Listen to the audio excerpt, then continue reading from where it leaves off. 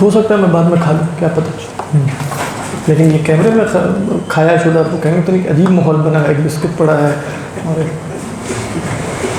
Natural ماحول۔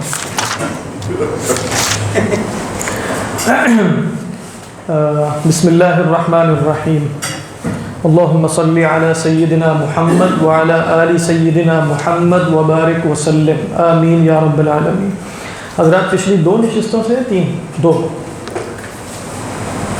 یا 3 نشستوں سے حقیقت اور مجاز کے حوالے سے گفتگو ہو رہی ہے، اور تفصیل سے ہم اس کی تعریف وغیرہ دیکھ چکے ہیں، اور حقیقت کی اقسام بھی، اور شروع میں ایک ترتیب بھی میں نے عرض کر دی تھی، وہ شاید آپ سب کو یاد ہو کہ پہلے معنی ہوتا ہے اور پھر کون ہوتا ہے، پھر وضع ہے، اور اس کے بعد کیا ہے، اس کے بعد مستعمل ہے، اس کے بعد متلقی ہے۔ یہ ترتیب ہے ہمارے ہاں لفظ کے اندر، لہٰذا متلقی اور جو متکلم ہے وہ دونوں کس کے تابع ہوں گے، وہ وضع کے تابع ہوں گے، لہذا وضع سے ہٹنے کے لیے انہیں دلیل چاہیے ہوگی۔ یہ آخری مبحث جو ہم نے شروع کیا تھا وہ یہ ہے کہ اگر آپ نے حقیقت سے مجازی معنی مراد لینا ہے، یعنی لفظ سے مجازی معنی مراد لینا ہے، تو مجھے اس کا کوئی حق نہیں حاصل ہونا چاہیے۔ کیوں میں حقیقت سے مجاز کی طرف جاؤں اور کیوں میں وضع کو چھوڑوں؟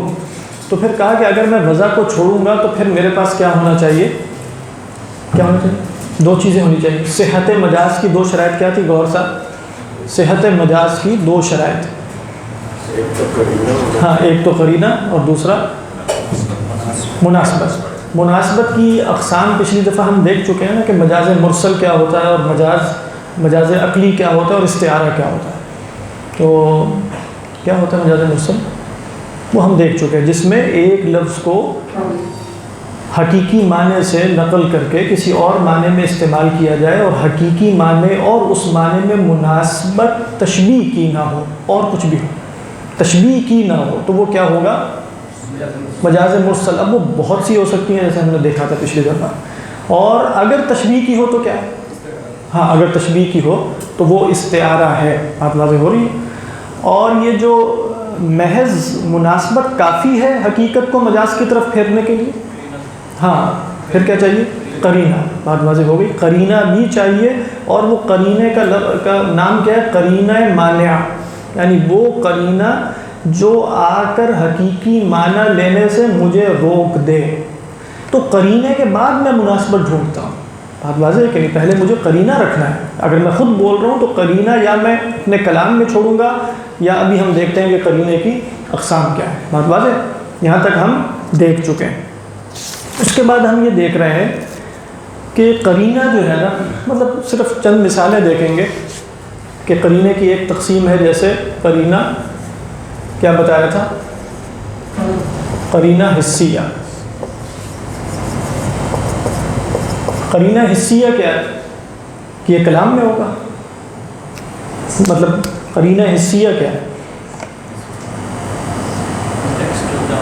قرینہ حسیہ کا مطلب ہے کہ حس بتا دے کہ یہ لفظ اپنے حقیقی معنی میں نہیں ہو سکتا۔ مثال کے طور پہ وہ جب فقہ کی کتابوں میں بحث کرتے ہیں کہ فلاں اگر یہ قسم کھا لے، اللہ کی قسم، لا آکل من ہذہ النخلہ، میں اس نخلہ کس کو کہتے ہیں، کھجور کے درخت، کھجور کو نہیں کہتے، کھجور کے درخت کو کہتے ہیں، کہ میں یہ نخلہ نہیں کھاؤں گا۔ تو اب حس کیا بتا رہی ہے آپ کو، کہ لوگ نخلہ کھاتے ہیں، یعنی کھجور کا درخت کھاتے ہیں، یا کھجور کھاتے ہیں، کھجور کھاتے ہیں۔ تو اب خود بخود حس یہ بتا رہی ہے آپ کو، یعنی آپ کا مشاہدہ، آپ کا تجربہ یہ بتا رہا ہے کہ کھجور کا درخت نہیں کھایا جاتا بلکہ کھجور کھائی جاتی ہے۔ تو اب یہ نہیں کہا جائے گا کہ وہ آ کے کھجوریں کھانا شروع کر دیں اور کہیں گے میری تو قسم نہیں ٹوٹی، میں نے تو کہا تھا کہ میں کھجور کا درخت نہیں کھاؤں گا، کھجور کا درخت تو میں نے نہیں کھایا۔ تو یہ کیا ہے، یہ قرینہ حسی ہے۔ اچھا، اسی طریقے پر جیسے قرینہ ہوتا ہے قولیہ۔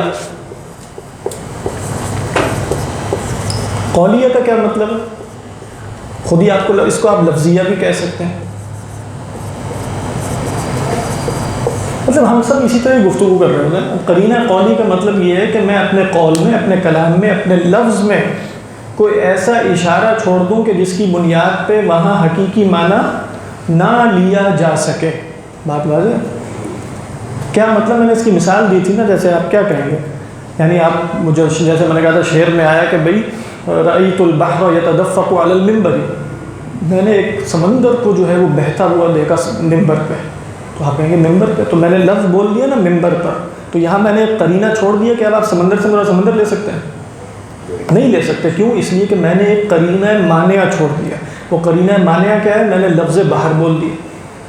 آپ یہ کہیں کہ میں نے جو ہے وہ میدان جنگ میں شیر کو تلوار سے لڑتے دیکھا. اب میدان جنگ بھی بول دیا، میں نے تلوار بھی بول دیا. یہ سب کیا قرائن ہیں؟ یہ قرائن قولیہ ہیں کہ جس کی بنیاد پہ اب وہاں حقیقی معنی مراد نہیں لیا جا سکے گا. یہ قرینہ. اسی طرح کہا کہ قرینہ حالیہ، یعنی آپ دیکھیں کہ حالیہ بھی آپ کو بالکل سمجھ میں آ رہا ہے. پہلا حسیہ تھا، حالیہ ہے. کیا مطلب کو مثال دیں؟ قرینہ حالیہ کا مطلب یہ ہے نہ لفظ میں ہے، لیکن جس جگہ بیٹھ کر جن احوال میں گفتگو کی جا رہی ہے وہ حال خود بخود معنی بن جاتا ہے کہ وہاں حقیقی معنی مراد لیا جا سکے. مثلا ہاں مطلب کمرے میں کوئی بھی آپ جملہ بنا سکتے ہیں. شعر آ گیا. ہاں مطلب ہم یہاں بیٹھ کے اور دروازہ کھولتے تو ہم کہتے ہیں ابھی آپ نے حص سے نہیں دیکھا کہ شعر آیا کہ نہیں آیا، بلکہ ہم کہتے ہیں شعر مطلب جو کوئی اور لفظ بولے، یعنی کیا لفظ بولے، شعر تو نہیں آئے گا نا، مطلب کوئی اور لفظ بول لو. اچھا سا انسائکلوپیڈیا، ہاں واکنگ انسائکلوپیڈیا، ہاں بالکل. موسوعی، ہاں موسوعہ تشریف لائے تو ٹھیک ہے بالکل. آپ کہیں گے یہاں موسوعہ کا مطلب کیا ہے، لیکن وہاں بھی نا بہرحال قرینہ حالیہ بھی ہو سکتا ہے اور قرینہ لفظیہ بھی ہو سکتا ہے. جب آپ کہتے ہیں نا موسوعہ آیا تو آپ نے لفظ میں بھی ایک اشارہ چھوڑ دیا ہے کہ موسوعہ آیا، تو قرینہ لفظیہ بھی ہے ادھر، صرف قرینہ حالیہ نہیں. وہ تو شعر والی مثال ہی ٹھیک ہے. ٹھیک ہے. اس کے بعد دیکھیں قرینہ عقلیہ ہے، جیسے یعنی کوئی قرینہ لفظی نہیں ہے، کوئی قرینہ نہ حالیہ ہے نہ کچھ اور ہے، قرینہ عقلیہ. یہ احناف خاص طور پر جیسے قرآن میں بھی استعمال کرتے ہیں. ان کے ہاں ایک صفت ہے کہ اللہ تعالیٰ حکیم ہے اور حکیم سے بے مقصد امور صادر نہیں ہوتے. قرآن کی آیت کی مثال دیتے ہیں احناف اپنے اصول فقہ میں کہ اللہ تعالیٰ فرماتے ہیں شیطان سے وَاسْتَفْزِزْ مَنِ اسْتَطَعْتَ مِنْهُمْ بِصَوْتِكَ وَأَجْلِبْ عَلَيْهِمْ بِخَيْلِكَ وَرَجِلِكَ، کہ اللہ تعالیٰ شیطان سے کہہ رہے ہیں کہ جا کے ان سب کو گمراہ کرو. اچھا ان سب کو گمراہ کرو، اللہ تعالیٰ شیطان سے کہہ رہے ہیں. تو ان اللہ لا یأمر بالفحشاء ان اللہ لا یأمر بالفسق. تو یہاں قرینہ عقلی کیا بتا رہا ہے کہ اللہ تو فسق کا حکم دیتا ہی نہیں، دے بھی نہیں سکتا، نعوذ باللہ، یعنی اللہ سے صادر نہیں ہوتا. تو اب یہاں استفزاز اپنے حقیقی معنی میں نہیں ہوگا بلکہ تمکین کے مفہوم میں ہوگا. اور وہ تمکین کا مفہوم کیا ہے کہ اللہ سبحانہ و تعالیٰ نے شیطان کو یہ قدرت دے دی ہے، یہ مکنہ دے دیا ہے، یہ اختیار دے دیا ہے کہ وہ لوگوں کو گمراہ کر سکے. تو یہاں ہم نے وَاسْتَفْزِزْ کو اپنے حقیقی معنی میں کیوں نہیں دیا؟ قرینہ عقلی کی وجہ سے. اور آخری قرینہ جو ہے وہ ہے شرعیہ. قرینہ شرعیہ کیا ہے؟ مطلب نہ عقلی ہے نہ مطلب نقلی ہے، نہ عقلی ہے نہ حسی ہے نہ حالی ہے نہ قولی ہے، بلکہ کیا ہے؟ شرعی. وہ کیا ہے؟ مثلا اس کی مثال بھی جو علماء دیتے ہیں وہ یہ ہے کہ اگر کوئی صاحب کہیں کہ انا اوکلوک بالخصومۃ عنی، میں آپ کو خصومہ میں، لڑائی جھگڑے میں اپنی طرف سے وکیل مقرر کرتا ہوں. خصومہ کس کو کہتے ہیں؟ خصومہ تو اصل میں کہتے ہیں جھگڑا کرنے کو. تو کیا آپ کسی کو جھگڑا کرنے پر موکول کر سکتے ہیں، وکیل بنا سکتے ہیں؟ شرعی طور پر تو جائز ہی نہیں. لیکن جب ہم کہتے ہیں کہ اوکلوک بالخصومہ تو اس کو وہ وکیل بن بھی جاتا ہے. تو خصومہ کا لغوی مطلب کیا تھا؟ مخاصمت، جھگڑا کرنا، لڑائی کرنا. لیکن شریعت میں کیا مخاصمت جائز ہے یا مخاصمت میں کسی کو وکیل بنانا جائز ہے؟ نہیں جائز. تو یہاں قرینہ شرعیہ یہ ہے کہ اگر میں کسی کو اپنی طرف سے وکیل بنا رہا ہوں اور اس کو وکیل خصومت کا بنا رہا ہوں اور خصومت شریعت میں جائز نہیں ہے، تو یہاں خصومت اپنے مجازی معنی میں ہوگی اور وہ صرف کسی کے الزام کا جواب دینے کے لیے، خصومت نہیں. سمجھ میں آ رہی ہے کہ نہیں؟ تو یہاں کس شے نے حقیقی معنی سے معنی کیا مجھے لینے سے؟ وہ ہے کیا ہے؟ قرینہ شرعیہ. بات واضح ہو گئی. اچھا قرائن کی ایک اور تقسیم بھی ہے، وہ میں تیزی سے آپ کو بتا دیتا ہوں، اور اگر کسی نے نوٹ کرنی ہو تو وہ کر بھی سکتا ہے. مطلب یہ تو ایک تقسیم ہو گئی جس کے تحت تمام قرائن آ جاتے ہیں. اور یہ آپ کو جیسے اصول فقہ کی کتابوں میں چاہے شوافیہ نے لکھی ہیں یا احناف نے لکھی ہیں، سب میں آپ کو یہ تقسیم مل جائے گی. احناف کے یہاں تھوڑا سا فرق بھی ہے. وہ کہتے ہیں کہ قرائن 5 اقسام میں ہیں. قرائن کیا ہیں؟ 5 اقسام. وہ قرینہ جو خارج ہے، جو خارج ہے متکلم سے بھی اور کلام سے بھی، اور وہ کلام کی نوع میں سے بھی نہیں ہے، بلکہ وہ حالیہ ہے، دلالت حال سے تعلق رکھتا ہے۔ یعنی آپ اس کو وہاں کہاں شامل کریں گے؟ قرینہ حالیہ میں۔ یعنی وہ کیا بتا رہے ہیں؟ قرینہ حالیہ کیا ہوتا ہے؟ نہ متکلم ہے، نہ کلام ہے، نہ کلام کی جنس میں سے ہے۔ مثال کے طور پہ میں کہتا ہوں کسی کو، اب یہ فقہ کی مثال ہے، کہتا ہوں کہ میں آپ کو وکیل بناتا ہوں کہ آپ میرے لیے لکڑیاں خریدیں، میں نے آگ جلانی ہے۔ موسم چل رہا ہے کس کا؟ موسم گرمیوں میں نہیں، سردیوں کا، یعنی موسم چل رہا ہے سردیوں کا، آج کل تو گرمیوں کا چل رہا ہے۔ تو اب وہ صاحب جو ہے وہ جب گرمیاں آ گئی تو وہ پھر دیکھا ہوں کہ وہ لکڑیاں میرے لیے چلے آئے اور کہہ رہے ہیں آپ نے لکڑیاں منگوائی تھیں۔ تو میں کہوں گا کہ بھئی وہ اس وقت منگوائی تھیں، اگرچہ میں نے وقت کا تعین تو نہیں کیا تھا، اور جب میں نے کہا تھا میرے لیے لکڑیاں خرید کے لاؤ تو حقیقت یہ تھی اس وقت بھی خرید کے لاؤ، لیکن دلالت حالی کیا تھی کہ بھئی سردیوں کا موسم تھا، سب کو پتہ تھا لکڑیاں کیوں جلائی جا رہی ہیں۔ تو اب تم یہ نہیں کہہ سکتے کہ آپ نے مجھے وکیل بنایا تھا لہٰذا ان لکڑیوں کی قیمت آپ ادا کریں، نہیں، یہاں قرینہ حالیہ کیا ہے؟ جو نہ جن سے کلام میں سے تھا، نہ دلالت، وہ یہ ہے کہ بھئی لکڑیاں گرمی میں، سردی میں چاہیے تھی گرمی حاصل کرنے کے لیے۔ یہ کیا ہے؟ یہ وہ قرینہ ہے جو خارج ہے متکلم سے بھی، کلام سے بھی، بلکہ یہ دلالت حال کی اقسام میں سے۔ بات واضح ہے؟ اس میں کس لفظ کو ہم نے مجازی معنی میں لیا ہے؟ جب میں نے کہا نا خریدو میرے لیے، خریدو میرے لیے اپنی حقیقت میں وقت سے تعلق نہیں رکھتا، سمجھ میں آ رہی ہے؟ جب میں نے کہا نا خریدو میرے لیے، تو خریدو میرے لیے اس میں حقیقی معنی میں وقت شامل ہے۔ متکلم کی غلطی ہے نا، متکلم کی غلطی نہیں ہے، سمجھنے والے کی غلطی ہے۔ وہ قرینہ موجود تھا، قرینہ موجود کیا تھا کہ بھئی سردی شدید ہو رہی ہے، لکڑیاں لے کر آؤ۔ اب وہ کہہ رہے ہیں کہ میں نے تمہیں لکڑیاں لے کر آؤ، اور میں نے یہ نہیں غور کیا کہ سردیوں میں لانی ہے، گرمیوں میں، اب میں گرمیوں میں بھی لے آیا ہوں تو آپ مجھے پیسے دیں۔ میں کہوں گا میں تو نہیں دوں گا پیسے۔ کیوں نہیں دوں گا؟ آپ نے کہا تھا کہ لکڑی خریدو میرے لیے۔ میں کہوں گا جب کہا تھا نا قرینہ حالیہ موجود تھا، اس میں خود بخود اس حقیقی معنی کی ایک خاص زمان کے ساتھ تخصیص ہو گئی، تو جب حقیقی معنی کی ایک خاص زمان کے ساتھ تخصیص ہو جائے گی تو وہ مجاز ہے، یہ ذہن میں رکھیے۔ یعنی وہ کیا ہو جائے گا؟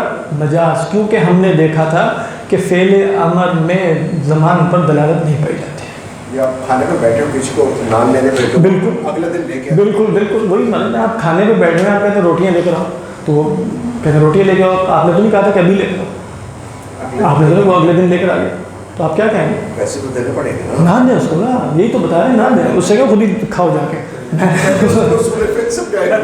نہیں ویسے اس کو سمجھ میں آ جائے گی، بالکل وہ مطلب آپ اس کو کہیں کہ میں نے ابھی منگوائی تھی، جاؤ ابھی جا کے جو بھی کرنا ہے اس کو کرو، مطلب وہ کامن سینس سے سمجھ میں آ جائے گی اسے کہ بھی قرینہ حالیہ، اس کو قرینہ حالیہ کا نام بے شک نہ پتہ ہو، لیکن اسے پتہ چل جائے گا کہ واقعی میری غلطی ہے۔ بات اچھا، یہ تو تھا کہ جو متکلم سے بھی خارج ہے اور کلام سے بھی خارج ہے، یعنی یہ ایک حالت تھی جو متکلم اور کلام دونوں سے خارج تھی، ٹھیک ہے۔ اچھا، ایک حالت ایسی ہو سکتی ہے کہ ما تعود، یہ قرینہ ثانیہ، قرینہ حالیہ ہی کی دوسری قسم ہے، ما تعود الی حال المتکلم، جو متکلم کی ایک خاص حالت کی وجہ سے، یعنی قرینہ حالیہ خارج نہیں پایا جاتا کہ سردی ہے یا گرمی، وہ متکلم کی اپنی حالت ہے، متکلم کی اپنی حالت ہے جو حقیقی معنی لینے سے روک دیتی ہے مخاطب کو۔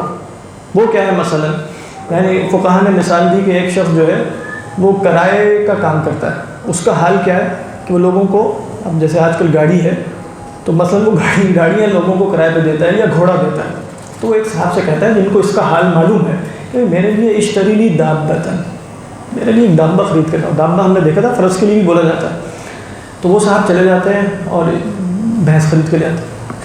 مطلب اب وہ کہہ سکتا ہے نا کہ دابہ کا حقیقی معنی تو اس چیز میں شامل ہے، تو ہم وہ کیا کہیں گے؟ یہاں بھی قرینہ حالیہ، لیکن یہ قرینہ حالیہ خارج از متکلم ہے یا داخل فی المتکلم ہے؟ داخل فی المتکلم ہے، اس لیے کہ متکلم کا حال یہ ہے کہ وہ گھوڑے کرائے پہ دیتا ہے اور اس نے آپ سے کہا تھا کہ میرے لیے ایک دابہ خرید کے لاؤ، تو دابے سے مراد کیا ہے؟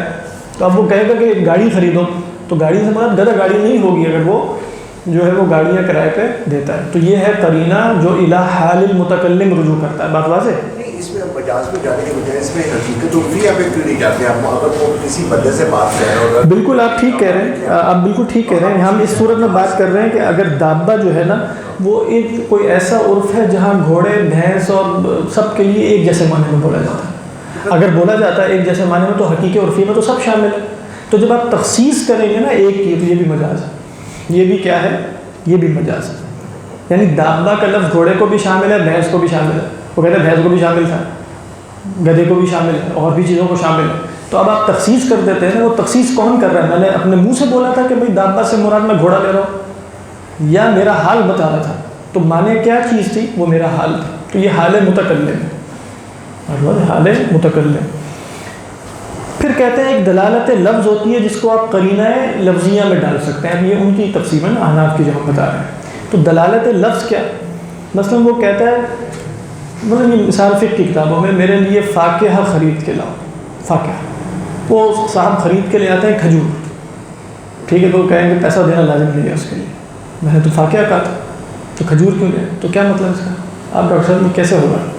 یہ اس طرح کہ عرف میں اگر مثلا جیسے فاکہہ کا لفظ ہے نا، فاکہہ لغت میں اگرچہ کھجور کے لیے آ جاتا ہے، لیکن فاکہہ کے اندر لفظی دلالت یہ ہے کہ جو غذا کے لیے چیز استعمال نہ ہو. تو جب میں نے لفظ بولا تھا نا فاکہہ، میں نے لفظ بولا تو میں یہ بھی بول سکتا تھا کہ میرے لیے غذا خرید کے لاؤ. تو اگرچہ فاکہہ شامل تھا کس کو؟ کھجور کو بھی اور غذا کو بھی، اپنی لغوی ترکیب کے اعتبار سے بات واضح. لیکن مثال کے طور پر میں کھانا کھا کے بھی فارغ ہوا ہوں اور میں نے اس اپنے نوکر سے کہا اگر کوئی فاکہہ لاؤ، تو کہہ رہے کھجور. اب اس وقت کی بات نہیں ہو رہی، کھجور جو ہے وہ غذا کے طور پہ لوگ استعمال کرتے تھے، نہ کہ فاکہہ کے طور پہ. یعنی وہ کھجور ان کا کھانا ہے. اب جب فاکہہ کہیں گے تو انگور لے کر آؤ، انگور کھانا نہیں ہے. تو یہاں دلالت لفظ کیا ہے؟ لفظی دلالت میں نے کیا بولا کہ وہی فاکہہ لے کر آؤ. تو فاکہہ کے اندر کھجور شامل نہیں ہے، فاکہہ کے اندر کھجور شامل نہیں ہے، اگرچہ حقیقت لغوی کے اعتبار سے شامل ہے. اسی طرح کہتے ہیں کہ قرینہ کبھی ہوتا ہے نقص کلام میں، یعنی میں نے پورا لفظ نہیں بولا. وہ کیسے؟ یعنی مثال کے طور پر میں کسی سے کہوں کہ میرے لیے گوشت خرید کے لاؤ، گوشت. تو اگر جیسے ہمارے عرف میں بھی گوشت کا لفظ مرغی کے لیے تو نہیں بولا جاتا. اگر کہا جائے کہ گوشت خرید کے لاؤ تو بڑا گوشت یا چھوٹا گوشت ہوگا.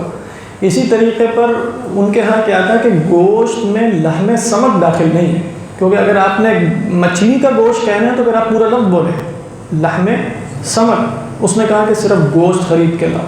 تو اب یہاں کیا ہے، اگرچہ گوشت میں مچھلی کا گوشت شامل ہے کہ نہیں، لیکن یہاں قرینہ کیا ہے؟ نقص کلام. میں نے پورا لفظ نہیں بولا، لحم سمک نہیں بولا تھا، میں نے کیا بولا تھا؟ لحم. تو یہاں قرینہ کیا ہے؟ القرینۃ ہی نقص فی الکلام. نقص قرائن سے زیادہ تو متکلم کے مسائل ہیں، یہ جو آپ مثالیں دے رہے ہیں، مثلا وہ ٹھیک ہم یہ نہیں بالکل ٹھیک بتا رہا ہے. جیسے مثال کے طور پہ عبداللہ صاحب یہاں منگواتے ہیں کہ بھائی سب کے لیے کچھ مطلب گوشت منگوایا جاتا ہے مثلا. تو اب یہ گوشت اگر لفظ ہم جیسے ہم کہتے ہیں گھر میں آپ نے کیا کھایا؟ گوشت کھایا. تو کیا سمجھتے ہیں آپ اس سے؟ کیا کھایا؟ آپ مٹن سمجھتے ہیں. ہمارے یہاں ہو سکتا ہے بیف سمجھا جائے یا کچھ اور، ڈیپینڈ کرتا ہے نا، دیکھیں فرق ہو گیا نا.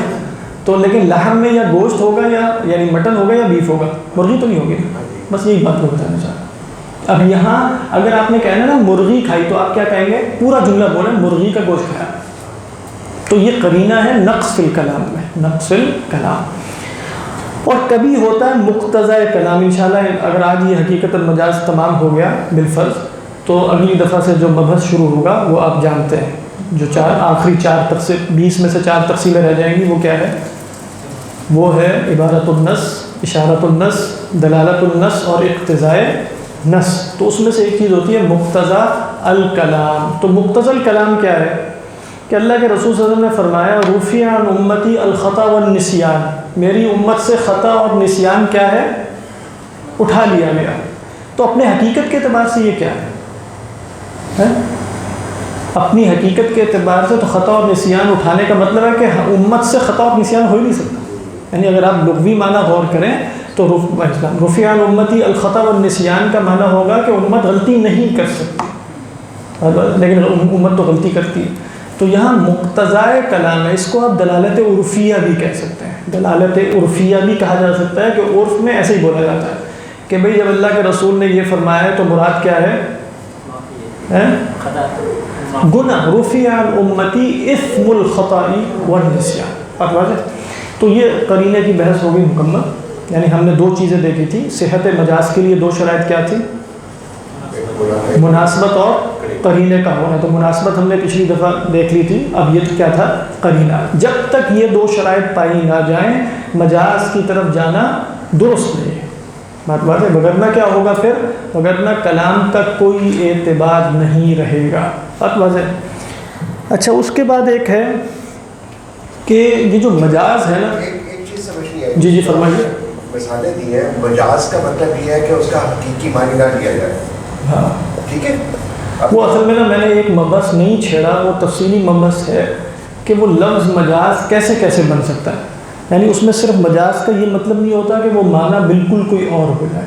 مثال کے طور پہ فقہا کے ہاں تخصیص بھی مجاز ہو جاتی ہے.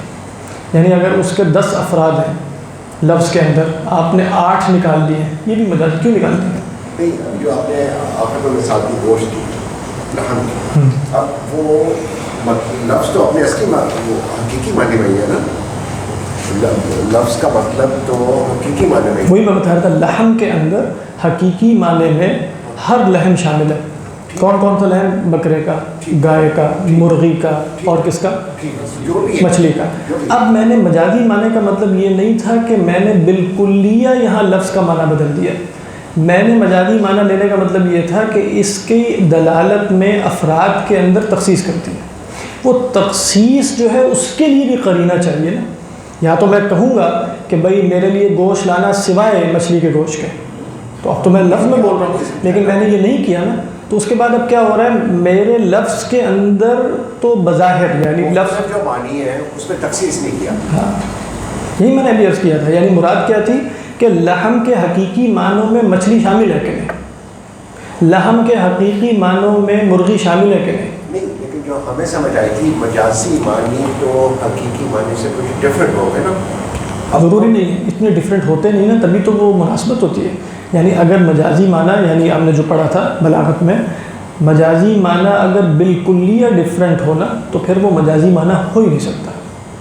اس کے اندر لازماً مناسبت ہوتی ہے. ہاں آپ یہ بات درست کہہ رہے ہیں کہ جو علم بلاغت والے یا علم بیان والے جس کو مجاز کہتے ہیں نا، یہ والی جگہ اس مجاز کی تعریف پر پوری نہیں اترتی، لیکن فقہا کے ہاں زیادہ توسع ہوتا ہے. یعنی وہ اس کو بھی مجاز کہیں گے. اگر تخصیص کی ویسے کوئی دلیل نہیں ہے، وہ کہیں گے پھر دلیل کیا ہے اس کی؟ نقص کلام. تو نقص کلام کس پر دلیل ہے؟ کہ یہ اپنے تمام حقیقی معنی کو مشمول نہیں ہے. یہ لفظ اس کے اندر تخصیص ہو گئی. واللہ اعلم. اس کو قرینہ عرفی نہ کہنے زیادہ. ہاں کہہ دیں، کچھ نہیں کہہ دیں. اچھا اگلی ایک بحث ہے جو اس کا فائدہ پتہ نہیں ہے کہ نہیں، المجاز خلف للحقیقت. لیکن یہ مطلب آپ کوئی بھی یہ مسئلہ خاص طور پہ نا احناف کے اندر ہے، اور کوئی بھی کتاب ایسی آپ نہیں پڑھیں گے جس میں یہ بحث نہ ہو، لہذا میں مختصراً اس کو بتا دیتا ہوں. یعنی یہ بات تو طے شدہ ہے کہ حقیقت کی جگہ کون ہے؟ مجاز. حقیقت کی جگہ کون آتا ہے؟ مجازی معنی آتا ہے. اچھا مجاز جو ہے وہ خلف تو ہوتا ہے حقیقت کا. کس کا خلف ہے وہ؟ خلیفہ کس کا؟ حقیقت کا. اب اختلاف امام ابو حنیفہ اور جو شیخین ہیں ان کے درمیان یہ ہوا کہ یہ خلف جو ہے یہ لفظ میں خلف ہے. کون خلف ہے؟ مجاز. یا حکم، اور حکم سے مراد یہاں معنی ہے. ہم نے اصلاً تو یہ پڑھا تھا نا کہ مجاز اور حقیقت لفظ کی جو صفات ہیں یہ کس اعتبار سے ہیں؟ لفظ کی صفاتیں کس اعتبار سے؟ جلدی بتائیے کس اعتبار سے؟ استعمال کے اعتبار سے. یعنی اگر آپ لفظ بول ہی نہیں رہے، خالی اسد کہہ رہے ہیں، تو نہ وہ حقیقت ہے نہ مجاز. آپ بولیں گے تو پتہ چلے گا نا کس معنی میں آپ لے رہے ہیں. اب جو امام ابو حنیفہ علیہ الرحمہ ہے نا، وہ فرماتے ہیں کہ مجاز لفظ میں خلف ہوتا ہے. اس کا معنی میں سمجھا دیتا ہوں. یعنی مثال کے طور پہ صحت مجاز کے لیے مناسبت اور قرینہ ہے. کیا صحت مجاز کے لیے یہ بھی شرط ہے کہ حقیقت فی نفسی ہی ممکن بھی ہو؟ یا اگر وہ لغت کے اعتبار سے، صرف و نحو کے اعتبار سے جملہ ٹھیک ہے تو بس اس کی وہ اگر حقیقی معنی مراد نہ لیے جا سکتے ہوں، چاہے اس وجہ سے کہ قرینہ ہے یا اس وجہ سے کہ حقیقی معنی ممکن ہی نہیں تھا، بات واضح، تب بھی ہم مجاز کی طرف شفٹ کر جائیں گے. اس کا مطلب یہ ہے کہ مجاز خلف تو ہے، معنی میں خلف نہیں ہے، حکم میں خلف نہیں ہے، بلکہ لفظ میں خلف ہے. اب مثال کیا ہے اس کی؟ یعنی اس کی مثال یہ ہے کہ ایک صاحب جو ہیں، جو میں نے پچھلی دفعہ بھی شاید دی تھی، کہ اپنے سے بڑے غلام سے کہتے ہیں، یعنی میرا کوئی غلام ہے میرے سے بڑا ہے، اور میں کہتا ہوں ہاذا ابنی، ہاذا ابنی. اب یہ ہاذا ابنی ادھر ابن حقیقی معنی میں ہو سکتا ہے؟ ہاں نہیں ہے نا، ممکن ہی نہیں. اچھا مجازی معنی میں جملہ درست ہے کہ نہیں؟ ہاذا ابنی مبتدا خبر سب ٹھیک، ہاذا ابنی. اب جملہ درست ہے تو ابن اپنے مجازی معنی پر محمول کیا جائے گا. امام ابو حنیفہ کیا فرما رہے ہیں؟ اگر لغت کے اعتبار سے وہ درست ہے جملہ تو چاہے حقیقت فی نفسی ہی ممکن نہ بھی ہو تب بھی مجازی معنی درست قرار پائے گا. اچھا درست قرار پائے گا تو ہوگا کیا پھر؟ وہ غلام آزاد ہو جائے گا، اس لیے کہ ابن کو غلام نہیں بنایا جا سکتا. یعنی جب اس کو کہہ دیا ہاذا ابنی تو یہاں ابن حقیقی معنی میں کہا ہے، مجازی معنی میں. اچھا مجازی معنی کے نتیجے میں اثر کیا ظاہر ہوگا؟ اثر یہ ظاہر ہوگا کہ ابن حقیقی اور مجازی میں مناسبت یہ ہے کہ دونوں صورتوں میں یہ غلام نہیں ہو سکتا. تو جب میں نے اس کو ابن کہہ دیا تو گویا میں کہنا یہ چاہ رہا ہوں کہ آتقتہ، میں نے اسے آزاد کر دیا. تو وہ کہتے ہیں بالکل ٹھیک ہے وہ آزاد ہو جائے گا. یہ دو حضرات فرماتے ہیں شیخین امام ابو یوسف اور امام محمد، نہیں، کلام لفظ شمار ہوگا. کلام کیا شمار ہوگا؟ لفظ شمار ہوگا. اس کی وجہ کیا ہے کہ حقیقت فی نفسی ہی ممکن ہی نہیں تھی. تو صرف لفظ کے اعتبار سے درست ہونا شرط نہیں ہے مجاز کے خلف للحقیقہ کے لیے، بلکہ شرط یہ ہے کہ حقیقت فی نفسی ہی بھی کیا ہو؟ ممکن بھی ہو. تو لہذا جب وہ اس سے کہے گا ہاذا ابنی اور وہ عمر میں اس سے بڑا ہے اور حقیقی معنی مراد لیا ہی نہیں جا سکتا یعنی ناممکن ہے، تو اب یہ کلام لفظ شمار ہو جائے گا. اس کا کوئی مطلب نہیں ہے اگر ابنی کیوں ابنی کہہ رہا ہے سکھام. اگر وہ سے بہت چھوٹا ہوگا ہاں تو پھر تو حقیقی معنی مراد لیا جا سکتا ہے، پھر تو کوئی اشکال نہیں رہے گا نا. اصل میں تو اشکال تو اسی وقت آ رہا ہے کہ جب حقیقی معنی فی نفسی ہی ممکن نہ ہو تو تب بھی مجاز اس کا خلف بن جائے گا. تو جو لوگ کہہ رہے ہیں کہ مجاز خلف بن جائے گا وہ کہہ رہے ہیں ہاں لفظ کے اعتبار سے خلف بن جائے، لیکن چونکہ ادھر معنی ہی ممکن نہیں تھا تو ہم کہہ سکتے ہیں مجازی معنی حقیقی معنی کا خلف ہوا نہیں، اس لیے کہ معنی تو ممکن ہی نہیں ہے. تو خلف کس کا بنے گا؟ یعنی جو شے موجود ہی نہیں ہے اس کا میں خلیفہ ہوں گا. بات واضح ہے کہ نہیں؟ تو جب معنی وہ ممکن ہی نہیں ہے تو مجاز کہاں سے آگے ہو گیا؟ اور وہ کہہ رہے ہیں کہ نہیں معنی ممکن ہو یا نہ ہو لفظ درست ہے نا ہذا ابنی بس کافی. تو یہ ہے المجاز خلف للحقیقہ. اس کو یوں بیان کیا جاتا ہے احناف کی کتابوں میں کہ المجاز خلف للحقیقتی اما فی اللفظ او فی الحکم. تو امام ابو حنیفہ علیہ الرحمہ کا قول کیا ہے کہ المجاز خلف للحقیقتی فی اللفظ، بات واضح. اور ان دونوں کا قول کیا ہے کہ المجاز خلف للحقیقتی فی الحکم. تو یہ اس سے بہت سی فروعات میں نا جب وہ مسائل پیدا ہوتے ہیں اختلاف پڑنا شروع ہو جاتا ہے کہ یہاں اچھا حقیقی معنی میں حقیقی معنی ممکن ہے فی نفسی یا ممکن نہیں ہے. سمجھ میں آ رہی ہے؟ اچھا یہ بات واضح ہو گئی کہ نہیں ہوئی؟ اچھا اگلا مبحث کیا ہے؟ عموم المجاز. یہ آپ بہت کتابوں میں پڑھیں گے اور یہ بھی بڑا اہم ہے.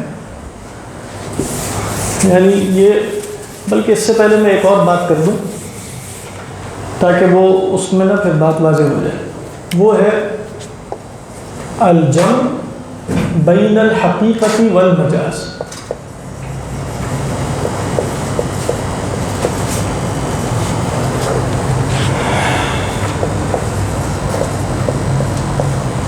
ایک ہی لفظ سے حقیقی اور مجازی معنی بیک وقت مراد لینا.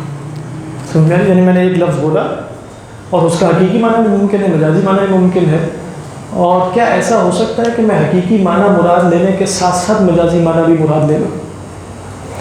شوافع اس کے قائل، ٹھیک، احناف اس کے قائل نہیں ہے. مثال کے طور پہ شوافع کے ہاں اس کی مثال قرآن میں اور بھی بہت سی مثالیں، ایک مثال نقل کروں گا کہ اللہ تعالیٰ فرماتے ہیں کہ اگر پانی وانی نہ ملے اور تم او لامستم النساء فلم تجدوا ماء فتیمموا صعیدا طیبا، اگر تم نے عورتوں کو ہاتھ لگایا. اور ملامست کس کو کہتے ہیں لغت میں؟ لمس کس کو کہتے ہیں؟ چھونے کو. تو اب امام شافعی علیہ الرحمہ کہتے ہیں کہ چھونا بھی مراد ہے، لمس کا حقیقی معنی چھونا ہے، بات بات ہے، لیکن یہ مجازن جماع کے لیے بھی استعمال ہوتا ہے ملامست. تو ہم اس آیت کو دونوں جگہ پر محمول کریں گے، یعنی بیک وقت لمس بھی کیا تو تب بھی وضو کرنا پڑے گا، اور تیمم اگر ہے تو تیمم کا ذکر آگے آ رہا ہے نا، اور اگر ملامست ہوئی تب بھی، اس سے انہوں نے نتیجہ یہ نکالا کہ عورت کو چھونے سے کیا ہو جاتا ہے، وضو ٹوٹ جاتا ہے. اور یہاں لمس حقیقی معنی میں بھی ہے اور کس معنی میں، مجازی معنی میں بھی. امام ابو حنیفہ علیہ الرحمہ اور ان کی فقہ میں جمع بین الحقیقتی والمجاز نہیں ہو سکتا. اب وہاں وہ فرماتے ہیں کہ ملامست اگر جماع کے معنی میں ہے تو پھر لمس کے معنی میں نہیں ہو سکتی. لہذا ان کا مسلک کیا ہوا اس کے نتیجے میں کہ محض لمس سے، چاہے وہ بالشہوہ ہو بدون شہوہ ہو، دونوں صورتوں میں وضو نہیں ٹوٹے گا، کیونکہ حقیقت اور مجاز جمع نہیں ہو سکتے. وہ احناف کا رد کرتے ہیں، قرآن مجید میں بہت سی مثالیں لے کر آتے ہیں کہ دیکھو کتنی جگہوں پر تم لوگ بھی حقیقت اور مجاز میں جمع کرتے ہو. تو اس مسئلے سے نکلنے کے لیے احناف نے ایک اصطلاح نکالی ہے جس کو عموم المجاز کہتے ہیں. احناف لفظ کا مطلب کیا لیتے ہیں؟ جمع. آلویز نہیں، وہ تو دیکھا جائے گا کہ سیاق میں آ رہا ہے. آلویز نہیں، لفظ امام شافعی کا مسئلہ نہیں. ہاں، یعنی کیسے ختم مراد یہ ہے کہ امام شافعی کا مسئلہ تو یہ ہوا کہ عورت کو محض چھونے سے وضو ٹوٹ جائے گا. نہیں تو وہ امام ابو حنیفہ لفظ کا مطلب ہی جمع لے رہے ہیں، تو وہ یہ نہیں ہے کہ چھونا جمع ہے، نہیں یہ نہیں وہ کہہ رہے. وہ کہہ رہے ہیں قرآن میں اس آیت سے مراد یہ، ہاں، تو پھر آپ نے تیمم یا وضو کرنا ہے کب، جب وہ یعنی غسل کرنا ہے جب وہ کیا ہوگا، جمع ہوگا. تو اگر امام شافعی والا مسلک لے لیا جائے تو وہ زیادہ سخت مسلک ہو جائے گا نا، اس کے نتیجے میں تو محض ہاتھ لگانے سے وضو ٹوٹ جائے گا. تو ان کا مسلک ویسے یہی ہے.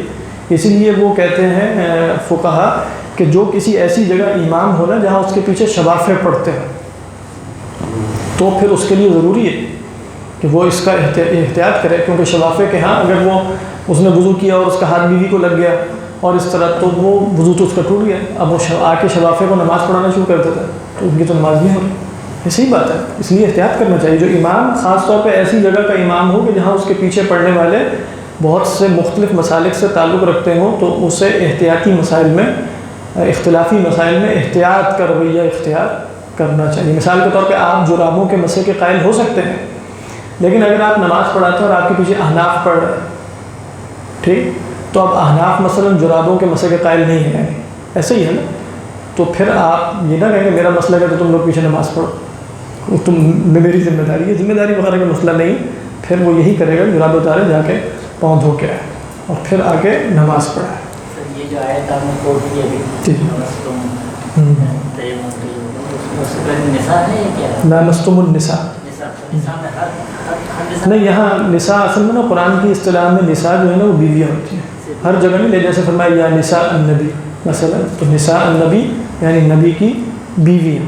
اور اسی طرح اور بھی نساؤکم حرث لکم، نساؤکم حرث لکم، تو وہاں نساء سے کیا مراد ہے، بیویاں.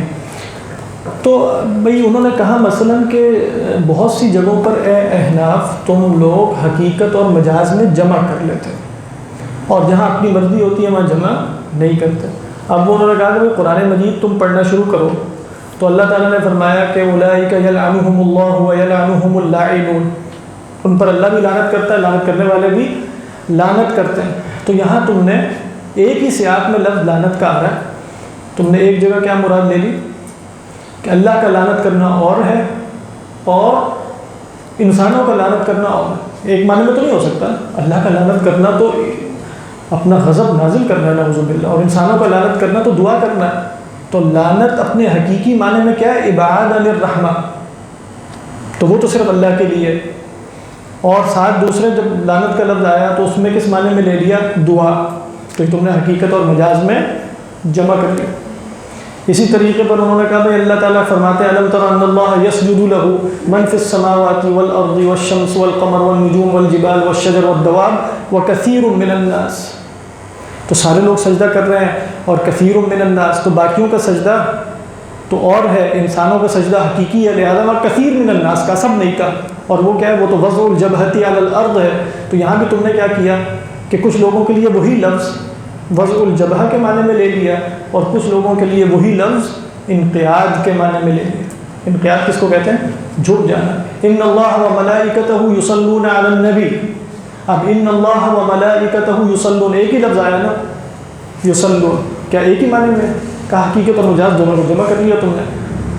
یعنی اللہ کے لیے اور معنی اختیار کیا اور فرشتوں کے لیے اور معنی اختیار کر لیا. تو ان آیات میں احناف کیسے فرق کرتے ہیں کیونکہ وہ تو جمع نہیں کرتے. عموم مجاز, وہی تو بتانا تھا, وہ جو اگلی بات آ رہی ہے وہ ہے عموم المجاز.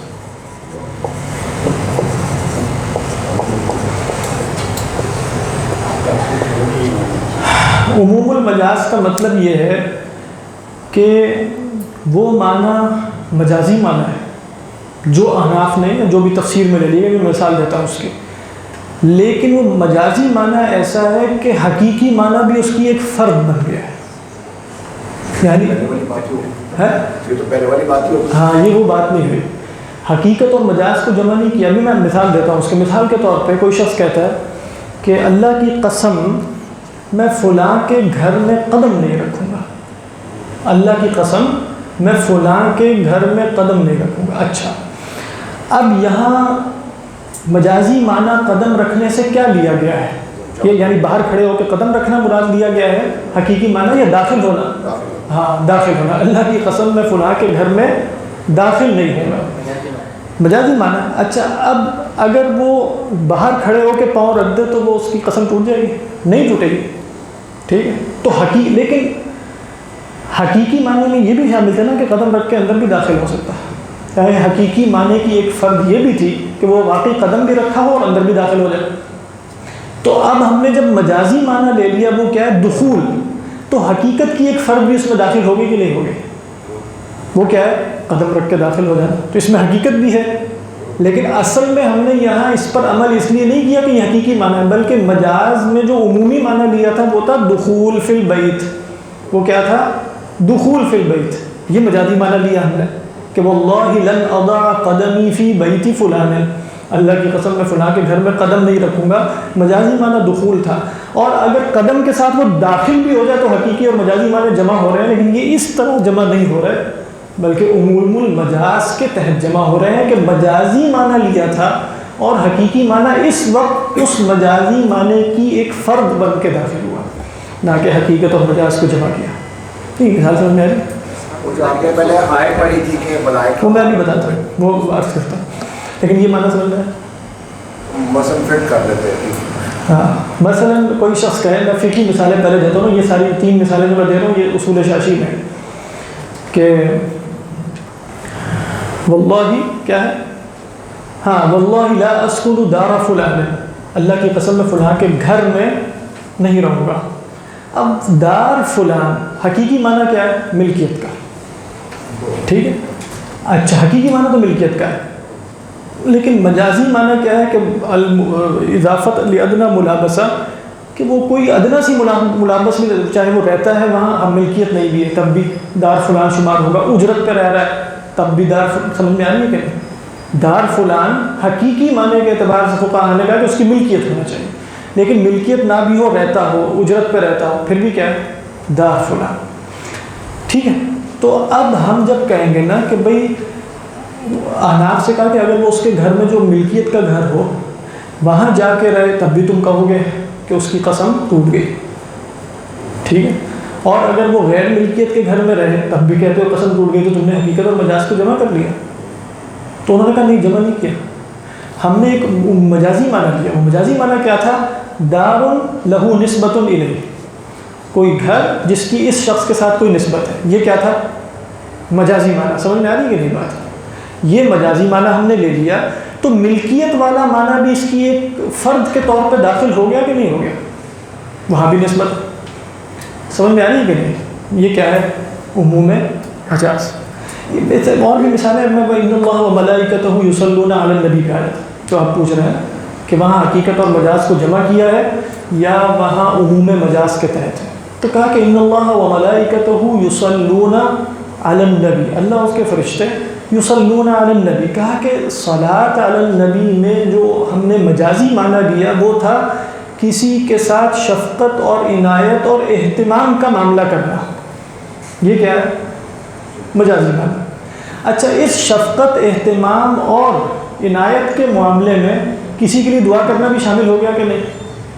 اور کسی پر بالفعل شفقت کرنا بھی شامل ہو گیا کہ نہیں؟ تو اب حقیقی معنی بالفعل شفقت کرنا یا دعا کرنا شامل کیوں ہوا ہے؟ اس عمومی مجازی معنی کی ایک فرد کے طور پہ، نہ کہ الجمع بین الحقیقت والمجاز. یعنی ان اللہ و ملائکتہ یصلون علی النبی کا مطلب کیا ہوا؟ ان اللہ و ملائکتہ یہتمون ویشفقون ویعتنون بالنبی. اور اب یہ ہو گیا. اچھا اب اس کے تحت بہت سے فرض ہو سکتے ہیں، دعا کرنا، بالفعل شفقت کرنا، تو حقیقی مجازی معنی سب داخل ہو گئے ہیں اس عمومی مجازی معنی کی افراد کے طور پہ، نہ کہ اعلیٰ طریق الجمع بین الحقیقت والمجاز. جمع بین الحقیقت اور مجاز بھی کر سکتے ہیں، ہم اس کو کیوں نہیں کر سکتے؟ وہ تو جب ان کا قاعدہ ہی نہیں ہے تو وہ کہہ رہے ہیں ہم کیوں کریں؟ وہ تو کہہ رہے ہیں ہم تو اس کے قائل ہی نہیں. تو وہ کہہ رہے ہیں کہ تم جو سمجھ رہے ہو یہ تو ایک انجینئر کرنے والی بات ہے نا، ہم اس کے قائل نہیں ہیں، ہم اس کو کسی اور طریقے. لیکن آپ اگر اس پر غور کریں نا عموم مجاز کو تو یہ بڑی کہم کی بات ہے. بین الحقیقت اور مجاز میں بالکل ہو رہا ہے جو ابھی آپ بتا رہے ہیں. لیکن نہیں ہوا. اگر آپ اس پر تھوڑی سی دقت نظری سے غور کریں نا، اللہ تعالیٰ شفقت فرما رہے ہیں، وہ دعا فرما رہے ہیں. ہاں شبد میں بتاتا ہوں. شفقت کا معنی ہو گیا عمومی معنی. شفقت کی افراد میں بہت سے چیزیں، اس میں دعا بھی شامل ہے نا، تو حقیقی معنی بھی شامل آ گئے. وہ اس لیے شامل نہیں ہوا کہ ہم نے یہاں حقیقی معنی دعا اور مجازی معنی مثلا رحمت نازل کرنے کو جمع کیا، بلکہ ہم نے ایک ایسا مجازی معنی لیا جس میں حقیقت بھی داخل ہو گئی. دونوں میں بڑا فرق ہے. نہیں طرح سے فرق ہے. ایک اور ڈاکٹر سے ہی پوچھنا چاہیے.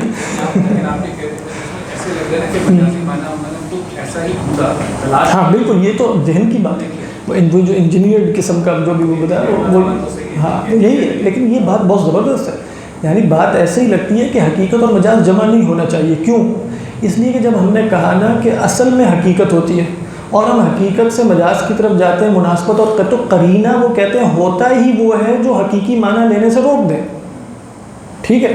تو اب آپ کہہ رہے ہیں کہ اگر حقیقی اور مجازی معنی ہم دونوں لے سکتے ہیں تو قرینہ پھر کہاں گیا؟ قرینہ مانع کہاں گیا؟ سمجھ میں آ رہی ہے؟ لہٰذا وہ کہتے ہیں جب المجاز خلف للحقیقہ ہے تو خلف جب وہ نہیں ہوگا تو آئے گا نا. تو آپ کہہ رہے ہیں کہ وہ ہیں اور خلف صاحب کی تشریف لے ہیں، تو یہ تو بات نہیں بنتی. عموم لے رہے ہیں اس میں بھی ہم جمع ہی کر رہے ہیں. نہیں جمع کر رہے ہیں اس میں. میں ابھی آپ کو چلیں وہ اس والے نا مثال سے آپ کو زیادہ بات سمجھ میں آئے گی. جب میں نے کہا تھا نا کہ میں فلاں کے گھر میں قدم نہیں رکھوں گا، ٹھیک. اب حقیقی معنی محض قدم رکھنا ہے نا، تو اگر ہم جمع کر رہے ہوتے تو میں گھر کے باہر کھڑے ہو کر اگر اندر قدم رکھ دیتا یوں کر کے تو تب بھی میری قسم ٹوٹ جانی چاہیے تھی اگر ہم حقیقت اور لیکن نہیں ٹوٹتی. تو وہ کیا کہہ رہے ہیں احناف کہ ہم نے یہاں عمومی مجازی معنی کیا مراد لیا؟ دخول. تو اب اگر حقیقت ایسی ہو کہ جس میں دخول نہ ہو تو ہم وہ بھی مراد نہیں لے رہے. تو ایک قدم رکھنا دخول میں نہیں گنتے ہیں. نہیں ہم جب کہتے ہیں ہاں دخول میں گنتے، یہی بات دخول میں گنتے ہیں، لیکن ہم قدم رکھنے سے مراد کیا؟ باہر کھڑے ہو کر قدم رکھنا کہتے ہیں. آپ اس طرح بھی کر سکتے ہیں. یہاں کرنے نہ کرنے کی بات نہیں ہو رہی. یہاں بات ہو رہی ہے کہ جب ہم کہتے ہیں کہ اللہ کی قسم میں فلاں کے گھر میں قدم نہیں رکھوں گا، جی تو قدم نہیں رکھوں گا سے مراد میں داخلہ لے رہا ہوتا ہوں. قسم میری کب ٹوٹے گی؟ باہر کھڑے ہو کے قدم رکھنے سے قسم ٹوٹ جائے گی، جب تک اندر داخل نہیں ہوگا قسم نہیں ٹوٹے گی. ایک قدم رکھنے سے بھی ٹوٹے گی. ہاں بس وہ یہی بتا رہے ہیں کہ اس طرح نہیں ٹوٹے گی. نہیں اب یہ چھوڑیں کہ ٹوٹے گی یا نہیں، لیکن اب آپ کو یہ فرق پتہ چل گیا نا کہ احناف جب عمومی مجازی معنی مراد لے رہے دخول کا تو اس میں پوری حقیقت داخل نہیں ہو رہی، کیونکہ حقیقت میں تو یہ بھی شامل تھا نا. کیونکہ آپ کا اعتراض یہ تھا کہ جمع بین الحقیقت والمجاز ہو گیا. تو میں کہہ رہا ہوں کہ یہ حقیقت تو ہے لیکن وہ نہیں مراد دے رہے. اگر جمع بین الحقیقت والمجاز انہوں نے کیا ہوتا تو محض باہر سے کھڑے ہو کے پاؤں رکھنے کو بھی یہی کہتے کہ قسم ٹوٹ گئی ہے.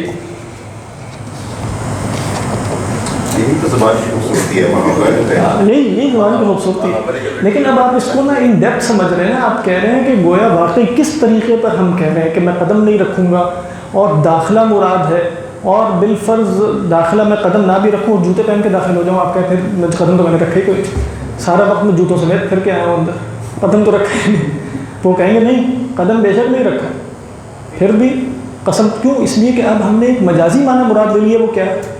دخول، داخل ہونا. اب داخل ہو گئے ہو تو بس قسم ٹوٹ جائے گی چاہے زمین پہ قدم نہ بھی رکھو. ہاں جیسے بھی داخل ہو. اب آپ اس میں سمجھ رہے ہوں گے کہ یہاں عمومی معنی ہے مجازی معنی، اس میں حقیقت کی بھی ایک فرد داخل ہو گئی. یہ سمجھ میں آ رہی ہے بات؟ اسی طرح ہم نے جب کہا ان اللہ و ملائکتہ یصلون علی النبی، تو صلاۃ کا ایک عمومی مجازی معنی لیا، اس میں حقیقی معنی اس کے لیے دعا کرنا بھی شامل ہو گیا. تو یہ کیا ہے عموم مجاز؟ تو خلاصہ کیا آپ نے یاد رکھنا ہے اس کا کہ احناف جمع بین الحقیقہ والمجاز کے قائل نہیں ہیں، بلکہ کس کے قائل ہیں؟ عموم مجاز کے قائل ہیں. بس اتنی سی بات ہے. تو جو شفافے ہیں وہ جو اس کو جمع کر رہے تھے وہ پھر غلط کر نہیں غلط نہیں کرتا ہے، لیکن یہ اختلاف ہے، یہ اجتہادی معاملات ہیں. اجتہادی معاملات دونوں ٹھیک نہیں ضروری، وہ ایک دوسرے کو نہیں کہہ رہے کہ دونوں ٹھیک ہیں، تو ہمیں بھی ضرورت نہیں ہے ہم کہیں دونوں ٹھیک ہیں. یعنی وہ لوگ ایک دوسرے کو نہیں کہہ رہے کہ ہم دونوں ٹھیک ہیں، کہہ رہے ہیں یا جمع ہوگی یا نہیں ہوگی. ہمارے جیسے آدمی کے لیے دونوں ٹھیک ہو رہے ہیں. ہمارے جیسے لوگوں کے لیے دونوں محترم ٹھیک ہونا ضروری ہے. نہیں یہ بات ہے عامی کے لیے دونوں ٹھیک ہونا ضروری نہیں ہے. کیسے پتہ چلا گا کہ ہم نے کس کو مانا؟ ہاں جہاں آپ میرے سے پوچھیں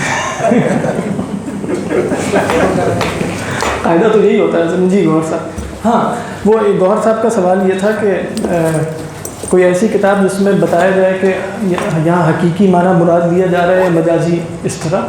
تو دیکھو ویسے نا تفسیر کی کتابوں میں یہ مبحث آتا تو ہے، خصوصاً جیسے آپ کتابیں پڑھیں گے نا جس میں خصوصاً لغت پہ بحث ہوتی ہے، جیسے زمخشری ہے، رازی ہے، یا جو ابن عطیہ ہے محرر وجیز والے، یا ابن حیان ہے البحر المحیط والے. لیکن وہاں الگ مطلب آپ کو وہ آیات الگ سے نکال کے نہیں ملے گی کہ جہاں آپ کہہ سکیں کہ بھئی ہر جگہ مجھے قرآن میں پتہ چل جائے کہ یہ حقیقت ہے یا مجاز ہے. ایک کتاب ہے اس پر، وہ ہے ابو عبیدہ کی جو میں نے ذکر کی نا، مجاز القرآن. تو وہاں مجاز ہی وہ بیان کرنا چاہ رہے ہیں، لیکن وہ ذرا وسیع معنی میں ہے، کیونکہ یہ جو علوم ہے نا وہ آہستہ آہستہ مدون ہوتے ہیں. تو اب مجاز کی ایک خاص تعریف ہے. تو وہ ابو عبیدہ جس زمانے میں مجاز بول رہے ہیں نا، اس میں مجاز بھی ہے اور بھی کچھ ہے. وہ ایک کتاب ممد و معاون ہو سکتی ہے ویسے، لیکن اصل طریقہ تو یہی ہوتا ہے کہ آپ جیسے تفسیر پڑھیں تو آپ زمخشری کو دیکھیں یا فلاں کو، تو اس میں بات واضح ہوتی ہے. الگ سے میرے علم میں ویسے نہیں آ رہا کہ صرف قرآن کے مجازات جمع کیا ہو. اس کا ایک طریقہ یہ ہو سکتا ہے کہ وہ سارے مجازات آپ کو نہیں ملیں گے، کہ آپ علامہ جلال الدین سیوطی کی الاتقان یا امام الزرکشی کی البرہان فی علوم القرآن، اس میں حقیقت اور مجاز کا الگ الگ باب ہے. اس میں مثالیں بہت ساری آپ کو قرآن سے کثرت سے مل جائیں گی، لیکن وہ استیعاب نہیں ہوگا. تو یہ دو کتابیں دیکھ سکتے ہیں، یعنی یا تو مجاز القرآن ابو عبیدہ کی، یا الاتقان فی علوم القرآن میں آپ کو الگ سے حقیقت اور مجاز کا باب ملے گا. اسی طرح البرہان فی علوم القرآن میں علامہ زرکشی کی آپ کو حقیقت اور مجاز کا الگ سے باب ملے گا، اور کافی اس میں آیات ہیں. سر اس میں شاید ہمیں سمجھ تھوڑی سی اس طرح سے آ جائے کہ تو ٹائم تو بہت اوپر ہوگا. کچھ چھوٹی سی کوئی صورت سلیکٹ کر کے صورت کی تو ہم تو کر ہی رہے ہیں یہ کام. تو اب جیسے ہم صورت پڑھ رہے ہیں اس میں یہ جو بھی اس طرح کا مباحث آتا ہے وہ میں ذکر کر دیتا ہوں. یعنی اس میں ہمارا منہج یہی طے کیا تھا کہ تفصیلی مباحث کا ذکر کر دیجیے. جیسے آج بھی ہم نے دیکھا تھا کہ فلاں معنی مجازی میں ہے کہ کس میں ہے، یاد نہیں آ رہا مجھے، ذکر آیا تھا. اچھا